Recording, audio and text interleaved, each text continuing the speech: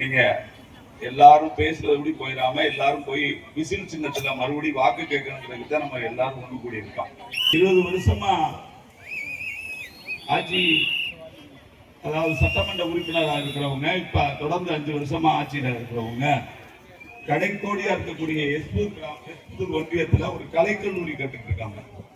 அந்த பொதுமக்கள் கலைக்கல்லூரி இல்லாம, ஒரு தொழில்நுட்ப கல்லூரி இல்லாம, இங்கே இல்ல கலைக்கல்லூரி, இத கூட அவங்களால செஞ்சு கொடுக்க முடியல. அதுக்கு பல தடவை போராட்டம் பண்ணியாச்சு, பல தடவை மனு கொடுத்தாச்சு. அதெல்லாம் நிறைவேற்றணும்னா நம்ம அன்பு வேட்பாளர் அவர்களுக்கு விசில் சின்னத்திலே வாக்களிக்க வேண்டும்.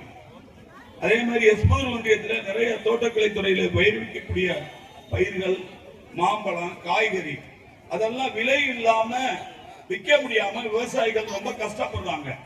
அத பல தடவை இந்த அரசுகிட்ட சொல்லியாச்சு. போன வருஷம்லாம் மாமரம் விலை இல்லாம ஏகப்பட்ட மாம்பழம் விற்க முடியாம, குத்தகைக்கு எடுத்தவங்க தெரியும், வாங்கினவங்களுக்கு தெரியும், அதை விற்க முடியாம விவசாயிகள் பல நஷ்டத்துக்கு அடைஞ்சாங்க. அதை தோட்டக்கலைத்துறை மூலியம் ஒரு தீர்வு காணுங்க அப்படின்னு பலமுறை சொல்லியும் கேட்கல. அதெல்லாம் சரி பண்ணி கொடுக்கணும்னா நம்ம அன்பு வேட்பாளர்களுக்கு விசில் சின்னத்துல நீங்க வாக்களிக்கணும். அதுக்கடுத்து என் பாராப்புன்னு ஒரு கிராமம் 50 வருஷத்துக்கு முன்னாடி கட்டின துணை சுகாதார நிலையம், அது மாதிரி நம்ம மாவட்டத்துக்குள்ள 32 துணை சுகாதார நிலையம் அது கட்டவே இல்லை. அந்த நர்ஸுகள்லாம் பார்த்தா பஸ் ஸ்டாண்ட்ல புளியமருத்தூர்ல வச்சு கர்ப்பிணி பெண்களுக்கு ஊசி போட்டுக்கிட்டு இருக்காங்க.